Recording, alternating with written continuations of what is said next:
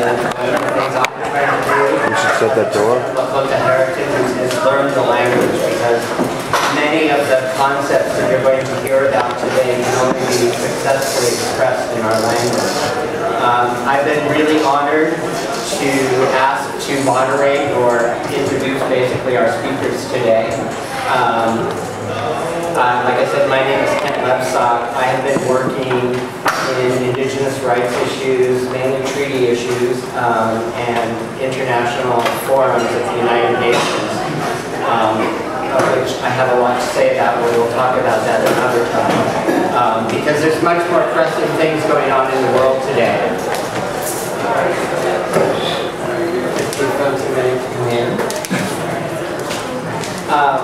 Primarily, the assault on water. The assault on the water of the earth is dramatic, it's life-changing, and it's life-ending as we know it.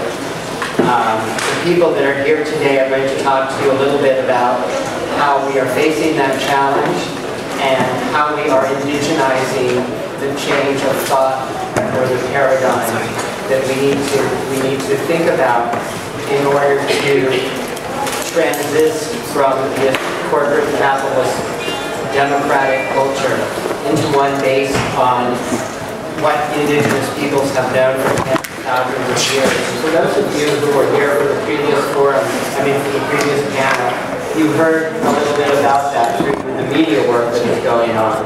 But we went to see Noam Chomsky before the last panel, or whenever it was. And basically, to boil down his entire talk, what he was saying is that every form of government in the world, whether it's North Korea or the United States of America, is corrupt and isn't working. And I think that that's basically where we're at today. And one of the things we're hoping to hear about this afternoon or this evening from these people is how indigenous peoples in North America are standing up to take on this fight as nations.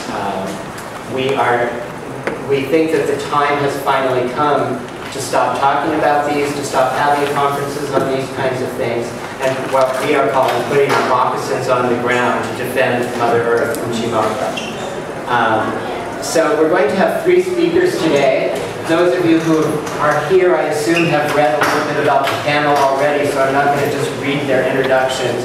I'm going to try to tell you a little bit about how I know each of them as they take the podium. And then at the end, we'll have, I hope, a lot of time left for questions and answers, because I know that this is a topic that is new for a lot of people, and for a lot of people who it's not new to, there are sometimes misconceptions that we like to address. So we hope to have sort of an open conversation here at the end about what's going on. Our first speaker is Janene Yazzie. She is Janene from the Navajo homeland in what is called Arizona and New Mexico. I've only known Janene for a few years now. We met at a Leonard Peltier conference at Columbia University. And I was immediately attracted to her wisdom and her commitment to her culture and her people.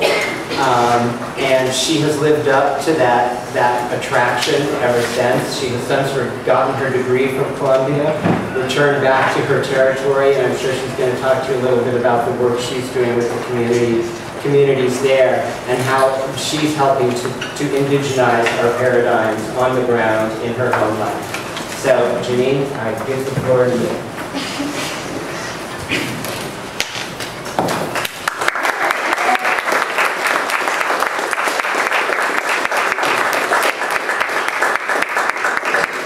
Thank you, Ken, and thank you, Tiokasin, for organizing this. I have the extreme honor of sitting on a panel with people who've done far more than I have accomplished yet. And it's really a humbling experience, even following the panel that just took place today, to just see how amazing and energetic the legacy of, I want to use the word activism, but the legacy of resistance still is. From so many different nations across country and across the world. Janene, Yazzie, Janene,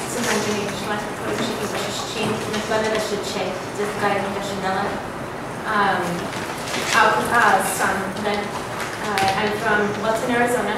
It's a very small town of about 1,100 people, although I don't really see that many people on a daily basis. That's what the census tells us. Located on the border of Arizona and New Mexico. Like Ken said, I came to New York to get my degree and was ill-prepared for the struggle that it would be in dealing with the bureaucracy of the Ivy League tower. After 6 years, I couldn't deal with being in the city anymore.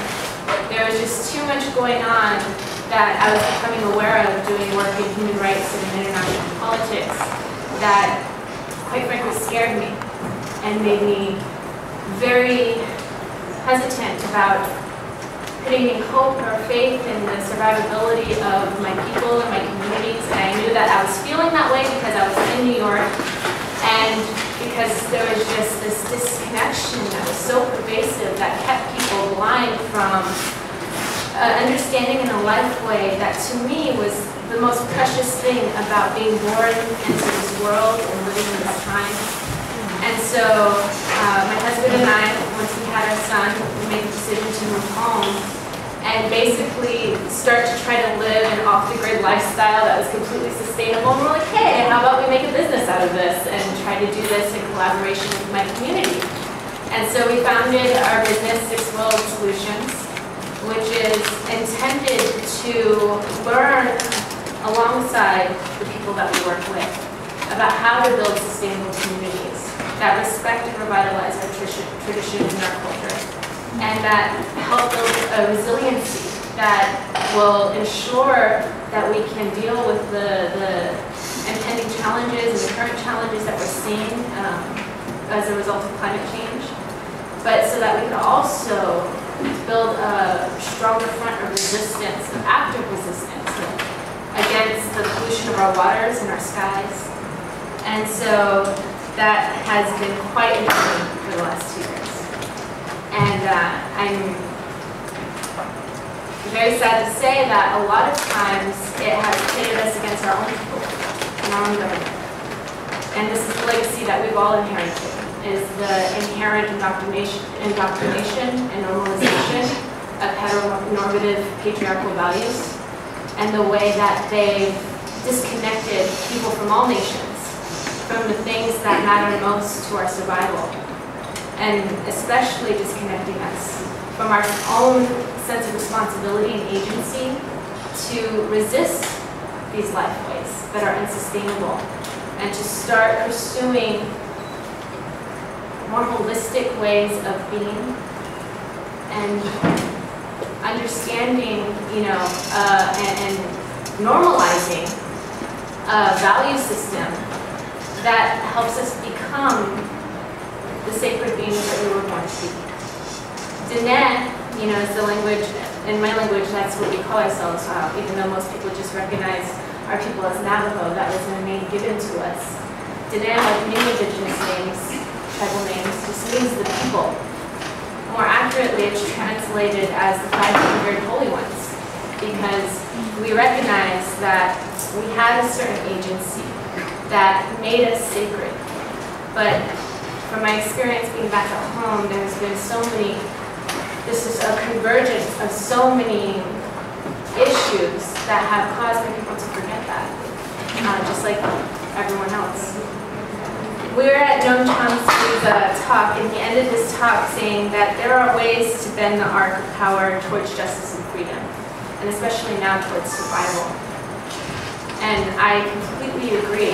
But the process of doing that is not going to be found or established through a model or through a formula that is going to be uniform for everyone.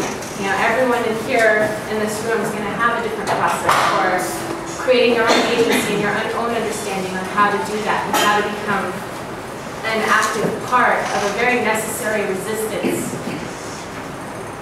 I don't like the term activism or activists, because I feel like it's a label that marginalizes the work that we do and the necessity of it, because we're born into battle. It's not a choice. We're born into battle because there's a war being waged against our bodies in terms of, how we sustain our health, our minds through our education systems, and ultimately this is a war against our spirits. I was going to try to, I don't think we have time, I was going to try to do this thing, but I guess I'll just speak to it. But one of the things I try to do every time I do a presentation like this is incorporate some sort of exercise that gets people to do something differently, think outside the box. And one of the things I was going to ask you to do was to turn to your neighbor and introduce yourself to them. Let's just do it anyway. Introduce yourself to them. But this is how I want you to introduce. Whoa, wait, how I want you to introduce yourself is by telling them your name, telling them where your mother comes from, where your father comes from, where your paternal grandmother comes from, and where your paternal grandmother comes from. It's TMI. You got that? Okay, now you got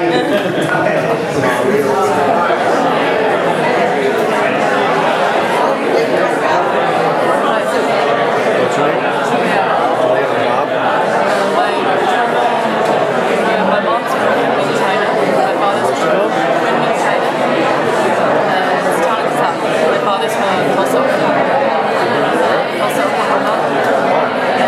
my paternal grandmother was also from China.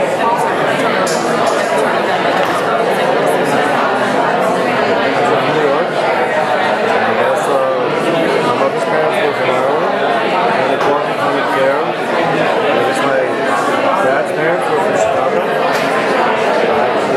I don't know further than that. It's like, it was interesting. The panel before, they were talking about native issues. Before I heard that talk, I would said my parents are native New Yorkers. The panel before pointed out that's not true. The native people here were called zombies. They were driven out by the Dutch. So they're Wall Street people. What panel was that? No, I forget the name. On radio? What? Yeah, it was on the radio. What did they say about the radio? Really interesting. I taped it, by the way, if you want to. I'd love to, yeah. See it online. Well, they had that woman over there was she's a professor from Wesleyan. Yep. And she was just giving her talk. I guess they were talking about explaining the concept of what it means to be native. It was kind of interesting. And then they were also talking about different types of colonialism. So if we same type of information for after, I can send it. I'll be posting it on YouTube.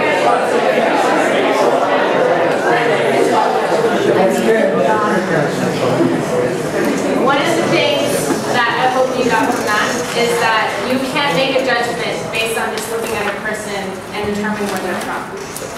And you can't know how you're related unless you know where they're from. We all share lineages and families that are connected through particular historical experiences. And that's something that we should carry at the forefront of our consciousness when we interact with each other on a human level. That's how we build a human community. And that's what's necessary in order for us to start to embark on the process of decolonizing our minds and decolonizing our spirits, to revitalize a way of being that just recognizes one another based on our sense of humanity and our relation to each other. I should talk a little bit about my work before I get into this. What we do in Six World Solutions is work towards developing sustainable communities, but it's so much more than that, because it's a process of decolonizing each other. I mean, it's an ongoing thing that leads us to understanding the array of ways that our elements of life are being threatened. A lot of people, especially here at the left arm, and this is why I agree with what you said in your discussion about how you wouldn't describe yourself as a leftist or a liberal. You're just native. You're from your people, of your people. Is that we have so many agendas to actualize progress, to achieve equality. But a lot of times those agendas are so disconnected from what's real because we're playing by the rules of the dominant system. We're playing by using the rhetoric of the dominant system and using their strategies to build our counter strategies. And that's what's creating the biggest disadvantage to our success. It's important for us to change the game. And the only way we can change the game is not by creating solidarity behind an agenda or around an agenda that we can somehow, agree with. But it's a very personal commitment. It's a very personal process. It's not within anyone's responsibility to save the world. It's your only responsibility to save yourself and to ensure that you make the choices necessary to develop yourself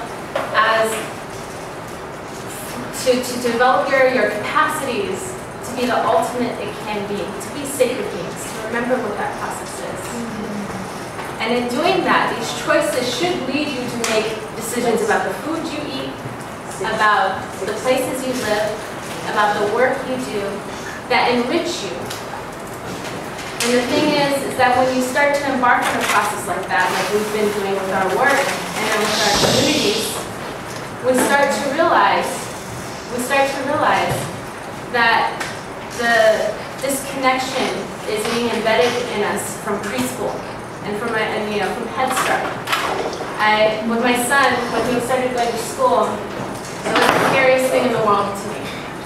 The fact that my son had to get an education was terrifying because that education system and the paradigms that it embeds in your mind and in your actions and in your habits is what is going to handicap the senses.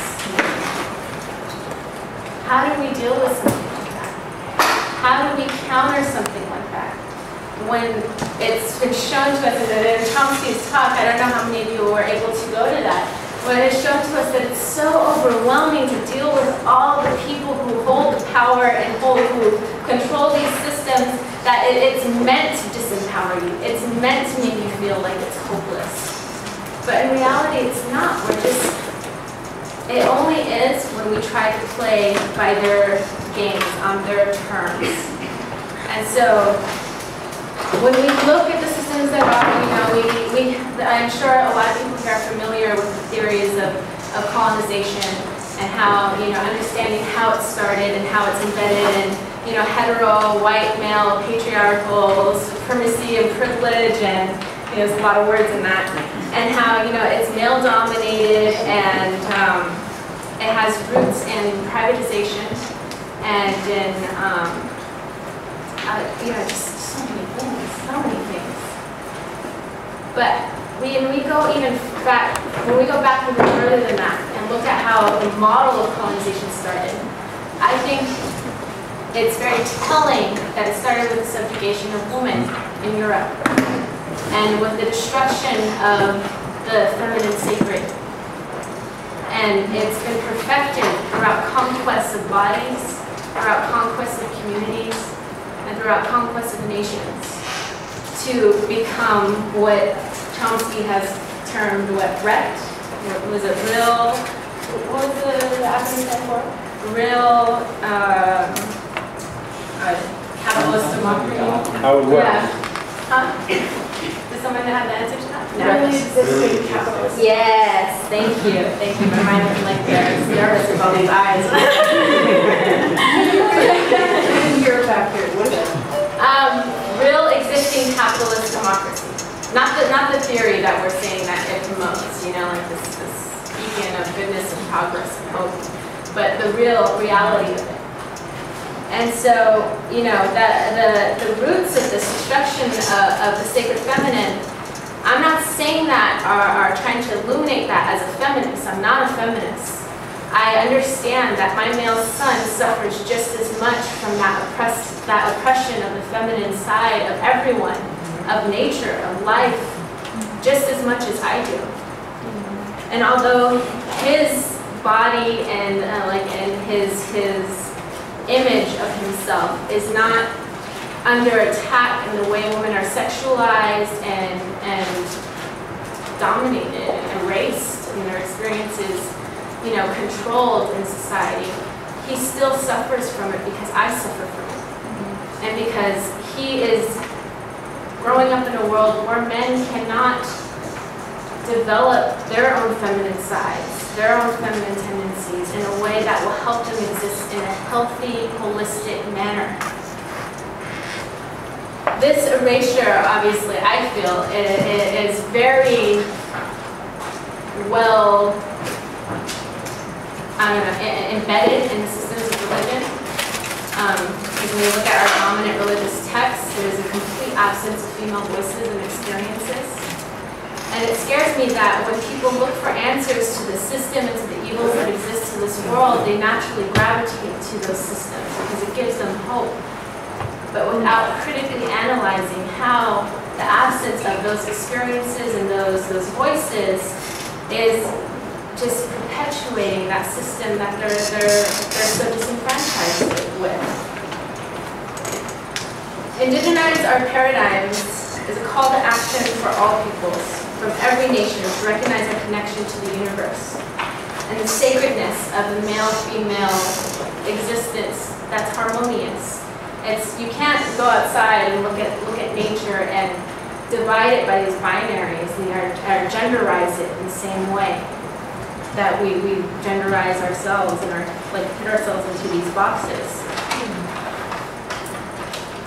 And I think when we embark or commit to the path of liberating our identities from these dominant paradigms of power and the inherently unsustainable value systems that they normalize within our actions, we can find peace just in the fact that there is existing without us, outside of us right now, outside of our problems, outside of our struggles, a cycle of life that doesn't suffer from these things that we impose upon ourselves and upon each other.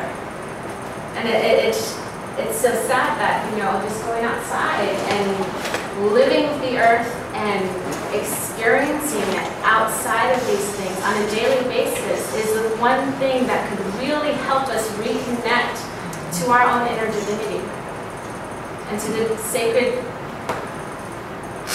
I don't know, the term is so many limitations in English to describe so many things, but to a love, a system of love that transcends the way we use that very sacred word. Tiokasin, when he spoke in his last panel, was talking about the education systems and how they're a huge problem because we're educating the wisdom out of ourselves. And I completely agree. The primary problem with our education systems is that they remove our children from understanding that's rooted in the spirit. And this arrests the development of their minds, of their bodies, and of other souls. Because it erases the alternative paradigms that were destroyed through colonization and widespread oppression. So how do we win this war? It's not by understanding just the roots and the roots of colonization and the effects that it has on us, but by building resistance rooted and recognizing that we're all indigenous to this earth. That it's not about a tribal identity, a census number, a blood quantum. It's about being human. It's about recognizing what being human means and how we're connected through our humanity, through our dependence upon air, water, earth, fire. These elements that are being destroyed or misused in so many different ways around the world. But if we just focus on the processes that are corrupting these things, we remove our connectedness and our agency from ourselves. We need to focus back on ourselves before we can start to build a counter-revolution or a counter-movement that is successful in dismantling these systems. Because if we don't, we're going to end up adopting the strategies and the rhetoric and the agendas of the people who know how to play this game a lot better than we do. But when we embed and grow and nurture that power within ourselves, and that consciousness is at the forefront of every interaction that we have and every project that we undertake, every choice that we make, we change the game. Because that's something they cannot take from you. They cannot take your consciousness once you start to develop it and nurture it and hold it sacred for yourself and prioritize it.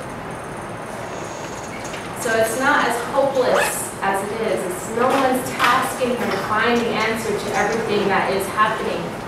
And I feel like that's ultimately what underlies a lot of the actions that we undertake, is that this isn't just an Indigenous people's thing, and it's not just important to Indigenous peoples to protect our water and our earth, and our air. It's important to all of us. But to tokenize it and to put it into these boxes that romanticize my people, hits my people at a severe disadvantage because they're suffering from the effects of the same system just in the same ways that we are, that everyone in this room is. And it's time for all of us to remember what being Indigenous is. And only when we do that, when we live and exist in that memory and in that consciousness, will we be able to indigenize our planets and restore the sacred and sustainability. Thank you, Janene.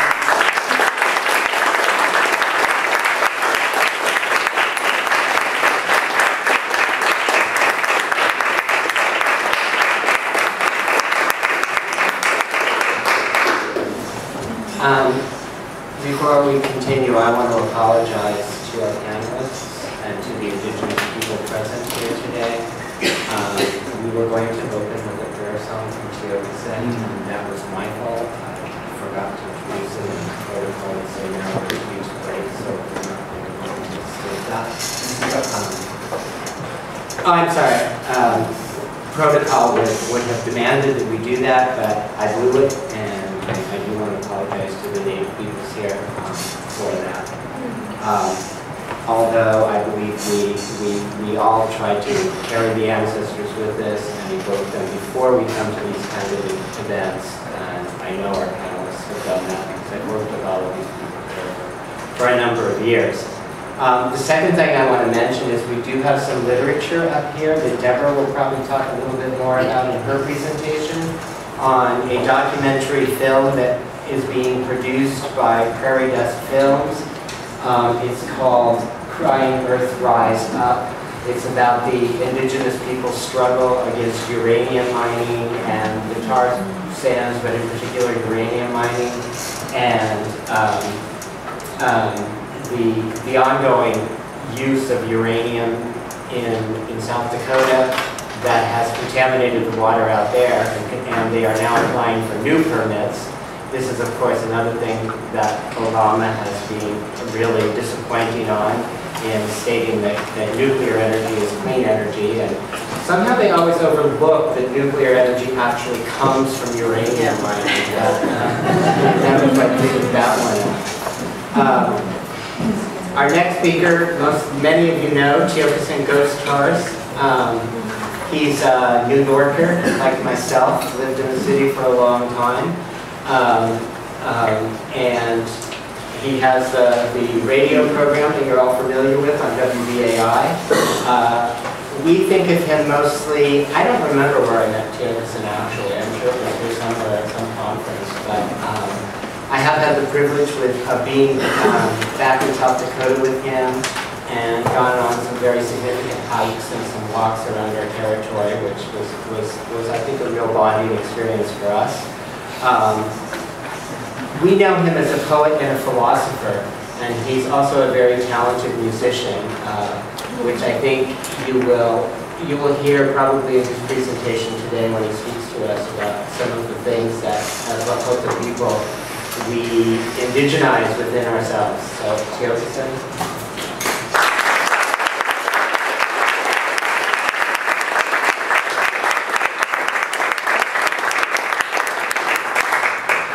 Hey, I'm going to bypass what Kent said, and with permission from a Lakota member here, I'm going to go ahead and sing the Four Directions song, and usually what we do is stand up, it's not necessary.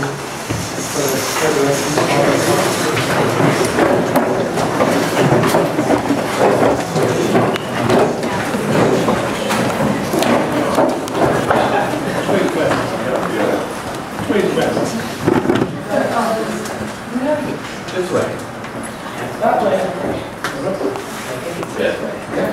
That's north.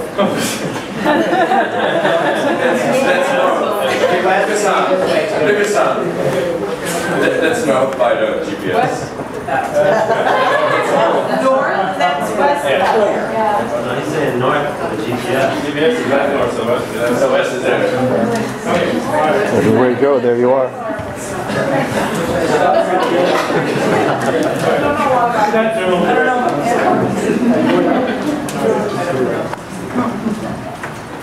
We are better head to yo, Nito Kashila, Echia, hey, Uncle yo, hey, hey, Shekiayo, Shekiayo, Ahitu, hey, Uncle yo, hey, hey, was he at the head to yo, Nito Kashila, Hechia, hey, Uncle yo, hey, hey, Shekiayo, Shekiayo, Ahitu, hey, Uncle yo, hey, hey, we owe him the head to yo, Nito Kashila, Hechia, hey, Uncle yo, hey, hey, Shekiayo, Shekiayo, Ahitu, hey, Uncle yo, hey, hey, Tiokasin head to yo, Nito Kashila, Hechia, hey, Uncle yo, hey, hey, Shekiayo, Shekiayo, Ahitu, hey, Uncle yo, hey, hey, Wakatakia head to yo, hey, Wakantanga, Hechia, hey, Uncle yo, hey, hey, Shekiayo, Shekiayo, Ahitu, hey, Uncle yo, hey, hey, Makatakia head to yo, Ekun, Shikun, Hechia, hey, Uncle yo, hey, hey, Shekiayo, Shekiayo, Anamahokta, hey, Uncle yo, hey, hey, Mushima. Thank you.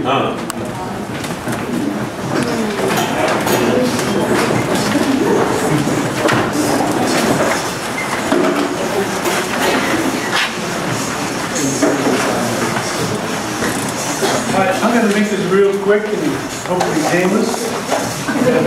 By the time I get through that, no one will be harmed walking out of here. And I just want to start with, I was collaborating with a friend who's a publisher, and he was thinking the same thing. You know, when you, I was going to think about you, and I'm calling you, and you're calling, thinking about everything at the same time. That's some synchronization or something.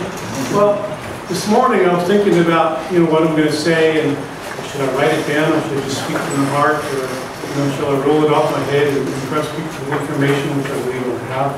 But I thought about this, is that, the reasons why we sing songs is because we recognize all the relations. It's just not about us human beings. It's about all of us that we don't even see sometimes in our rational minds that just kind of individualize and program ourselves out of the relationship. And so we find that we end up rationalizing ourselves into existence again. by using I, we words, and I say that there are 427, 436 words in English that refer to self. So we got a lot of, you know, what we're doing, we're having, what an uncle would say, we're having a human identity crisis in the world now. Because we don't know who we are. And so we, indigenous peoples, are always looking to knowing who we are. It's really funny because a lot of people, indigenous, aren't going someplace to find out who we are. We're not doing that. In America, Americans are trying to figure out who are we? And they go back through anthropology, anthropocentric eyes to figure that out. And it continues. I think this is reaching someplace that we don't understand because we're using transformative language, transcending language, higher consciousness, raising consciousness, and we haven't even dealt with this consciousness here. We haven't had any common sense with that consciousness. And I know that in the old traditional way of the Lakota, that we were required to have a vision at 12 years old, men and women. This country doesn't have that. To move on and recognize that we become men and we become women. This country doesn't have that. You don't have a transition period. You're stuck in adolescence, emotionally. So everything is knee-jerk, and your latest president was one of them. Everything he did was reactionary. And this is a plague. It's among all Americans. All Americans. And so I'm going to start right there. And the phrase that we were thinking of I mentioned it last session here, session 3, when we had the Native Radio panel here. And I started, and we were thinking the same thing, my friend sitting here in the audience, that we have indigenous peoples have PTSD, and working with PTSD, working with Maria Yellowhorse Braveheart Jordan, who went to school at Columbia School of Sociology, was wondering why these Native people exhibited all this, this hypervigilism, and were reacting as if they were still in war. And she took the chart that they used for Vietnam veterans, and she would go among Native people, especially in South Dakota, and she found that the Native people's results were much higher than that of Vietnam veterans. Because we've been at it a longer time. When I was growing up, and still today, a small community that I come from, when a non-native comes into the community, the children run and hide, or you can see them running out of the house to hide in the creeks. This really happens. And I cued me in, but because in their minds, they were still running from the cavalry. This is present today. And we don't think so because we're not exposed to it. We're in New York where everybody gets along and we're speaking 254 different languages, and everybody's different color, and we're tolerating each other, and racism is whatever. We throw that around as if it was something to eat every day. And when I think about this, PTSD, post-traumatic stress disorder, it's really not this. It's called patriarchal traumatic stress disorder. That's what we all are suffering from, an inclusive terminology.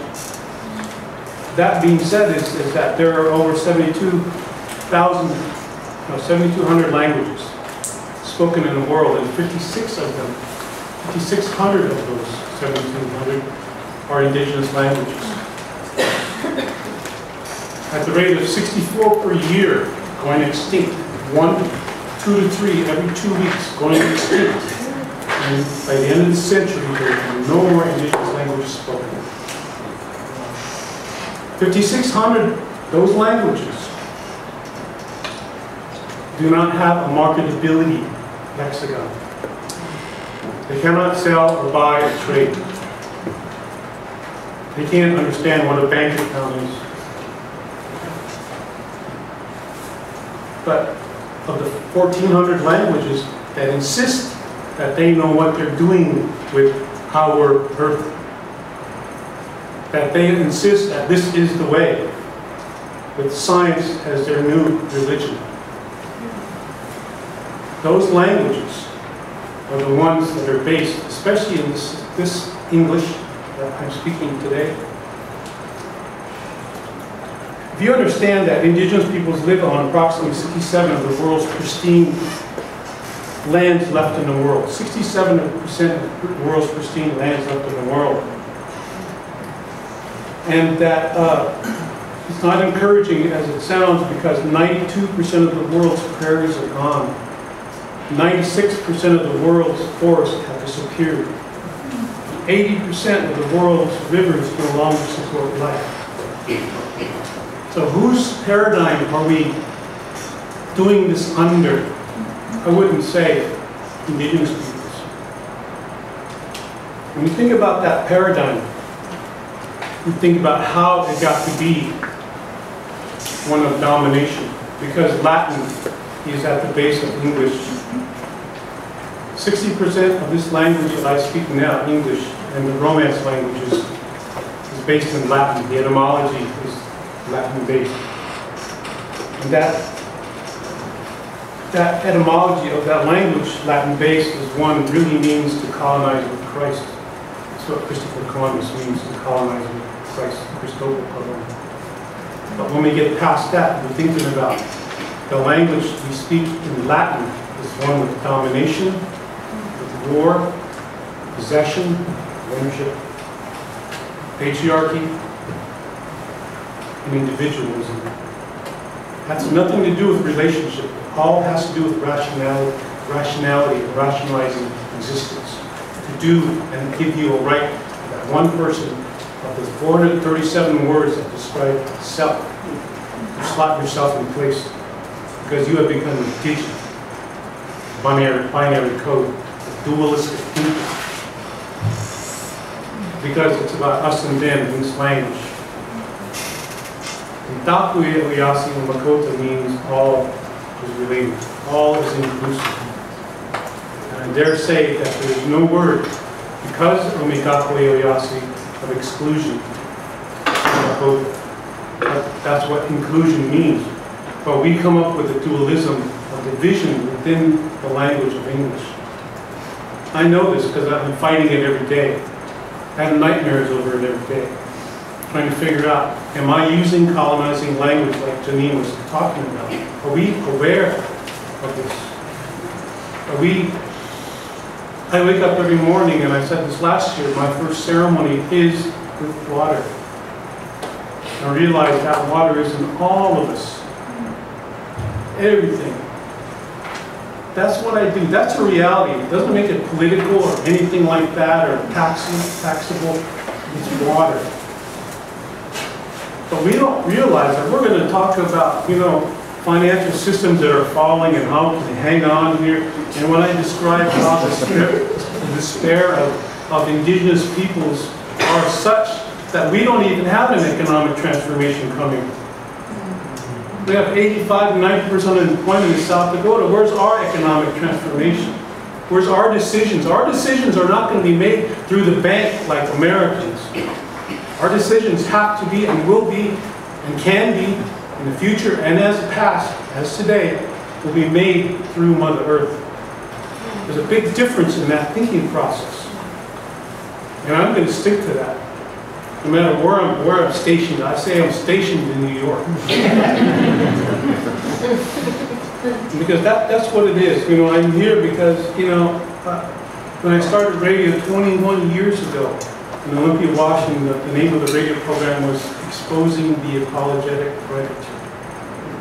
And that's what I think I'm still doing. Because it's self-explanatory. And I figured it out. About 20%.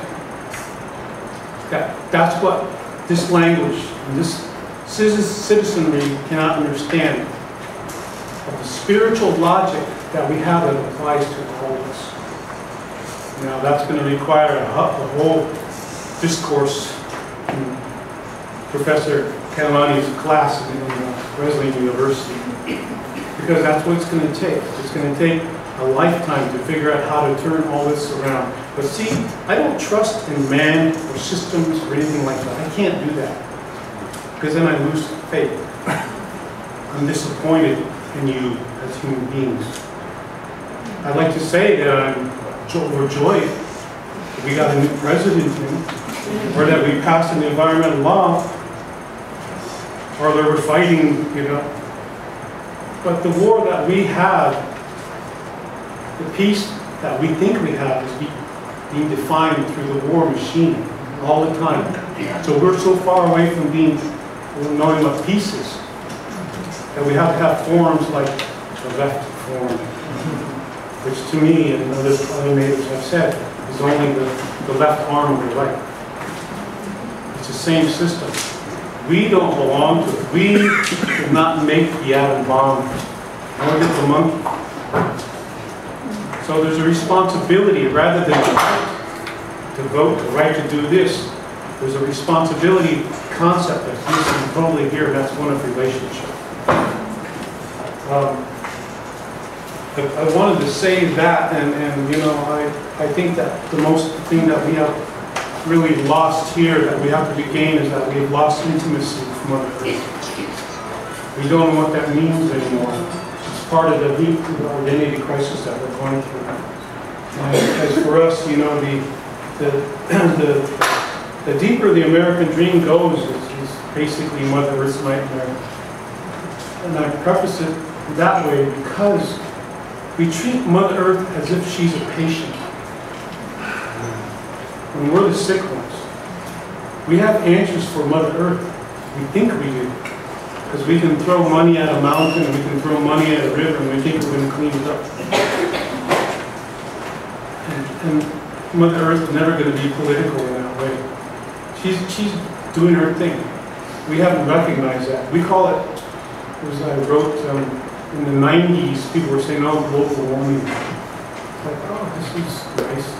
And then in the 2000s, they were saying climate change. Oh, this is nice. But to indigenous peoples, it's a climate crash. Very much real terminology, real time, not virtual. It's coming and something happened to everybody else. But while I was coming back in here, I noticed, and this is the thing, because I just came back from Sweden. And in Sweden, they were saying, we don't have a word for indigenous. We don't know what that means. And I was thinking about the Sami people, the indigenous people there, who live in teepees. And they were talking about the Sami as if they were going away. And they looked to this country and they employed Native Americans much more so than they did their own people, their own indigenous peoples. It's the same way here in this country. Americans, pay attention to what's going on over there. Because if I say, welcome to my country, I'm going to piss half of you off, because it is my country. And you can't do a damn thing about it. And it can go back legally, and you can see it legally, that still belongs to Native people. But it's an agreement that you would be here. And we're just kind of waiting on you all to get your act together. That's a responsibility. That's all it is. You know, left or right, it still hasn't happened yet. Still hasn't happened yet. There's so many things that are obviously happening behind the obvious. You know, we're going to say the way to think about in the Lakota, if you were to see this blackboard, this whole blackboard as Lakota. You see the whole picture. But if you speak English, you see a strip of it. You're only being rationed, you see it. But if you're relational, you see the whole picture. And they can control that little strip. So you rehash words, and you come up with new ones like recycle. What is that? That's an alternative global green thing. But if you think about it, it's not recycled, it's source. Mother Earth is a source of life. She's not recyclable. That's what we've turned ourselves into, these resources for the system. So with that, I just wanted to start whatever I do, on the radio. And I just wanted to include that. I know that, that something creator or content that I'm watching, that I owe my words and my heart to the creation, the mystery, the mystery. It's not a spiritual thing, it's reality. Last night, I was in Connecticut and I was coming down a flight of about 20 stairs. I slipped on the first one and slid. But see, I got to the bottom and I popped right back up. I looked to see if my hat was on. Straightened my coat up, and the mat that I fell on, it was out of order, so I placed it back. This is all I got out of it. So, immediately I know that I appreciate. Immediately I know that because of appreciation I'm aware. Because of those two things, it allow me to use the intelligence that comes from the heart. Because this is 125,000 electromagnetic waves come from the heart. This is how we indigenous peoples think. But they tell you to use this thing up here. It emits about 5,000 only electromagnetic waves. That your system, your society, puts everything into this weak thing up here. We understand it comes from here. So,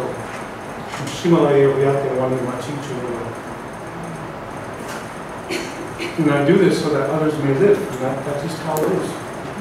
Nothing spiritual about that. It just isn't that way. We can have this conversation all day long over coffee at Debra's house, or Janene's house, or John's house, and we're talking this stuff all the time. And somebody comes in, they're all like, oh, spiritual. that person is missing something. They're looking for that religious experience. They've been far away from that connection. So all we got to say is get the hell out of this damn city. And get back to where someone knows you. And that's, for starters, is Mother Earth.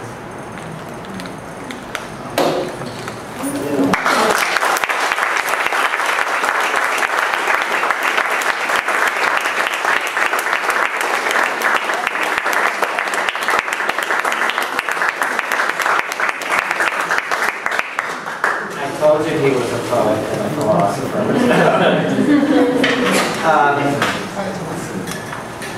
I want to add to what he said about getting out of this city and visiting with Mother Earth and living on Mother Earth. I had a really bad year a while ago. Health issues, didn't look good, blah, blah, blah. And I was in an apartment in Washington Heights for the whole year, bitching at the whole world. And as soon as the treatment stopped, I felt better. The medication looked like it was making me sick by and large. And at that time, the next speaker that you're about to hear, Debra White Plume, was embroiled in a conflict with TransCanada to stop the Keystone XL pipeline. I've known Debra for several years now, and our relationship is an unusual one. She calls me Sister Bro, and I call her Sister Sister. Because in Lakota, in the Lakota way of life, what's most important is your relationship with people. And we've sort of invented this definition to define that relationship.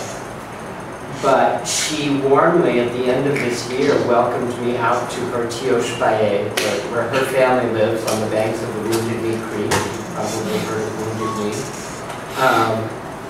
And I was able to spend the last couple of months out there working with Oeaku, that's the name of our organization, Oeaku and Oeaku International Justice Project, on our organizing around stopping the Keystone Pipeline. These are activist trainings. Excuse me, Janene, for using the word activist. We're not teaching people about what the problems with the pipeline are. We're not teaching you about where all of those things. We're teaching people how to stop it. How to link arms on the border of the Lakota Nation and stop these machines from coming through. And people are doing this all over the West. But I think that the connection of all of this has been, and now we're going back on Wednesday for another training next weekend in Cheyenne River.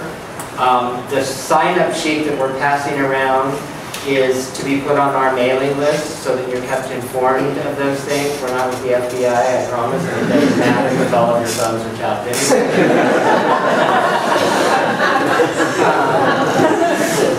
But the beauty has been, not just in the work and the relationships, but I'm living in a teepee.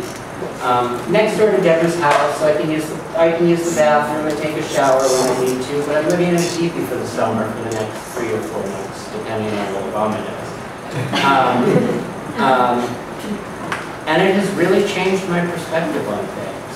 You know, Debra once said to me when we were early in our relationship, you can't be Lakota and not live on the land. And I have come to see how true that is. And in recognizing that in my own experience, I've recognized how separated this culture is from that concept that Tiokasin just so eloquently discussed.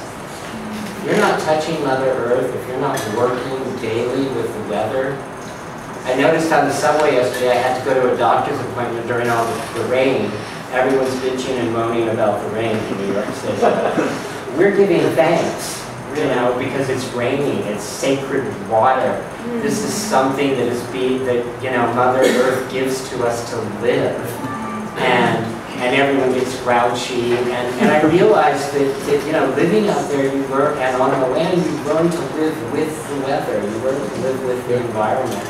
And I think that's what Tiokasin was talking about, and I think that's the roots of our activism, or our direct action, nonviolent until it's not necessary, until it's not necessary, until it is necessary to be violent. Although we're not allowed to say that, but...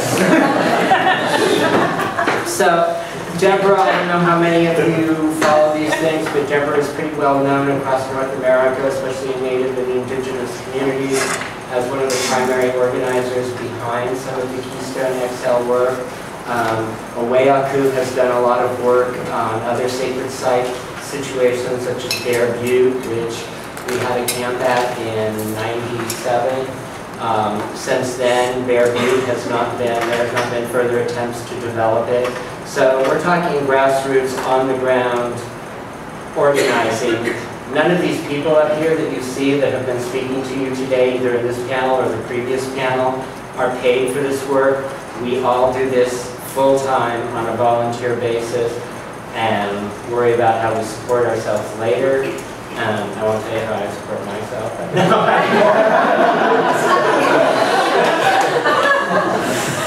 The illness had some good side effects, such as disability.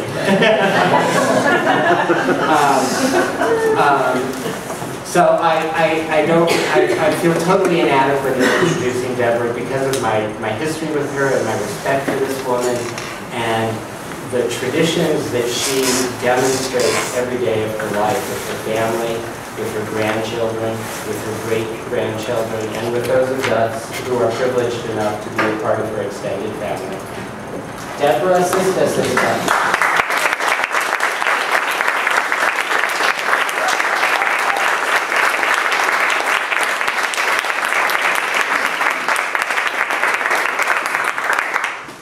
I want to thank the organizers who pulled this together. There always has to be organizers getting out there, working, talking to people, making phone calls, sending emails, printing posters, hanging them up, doing it all again.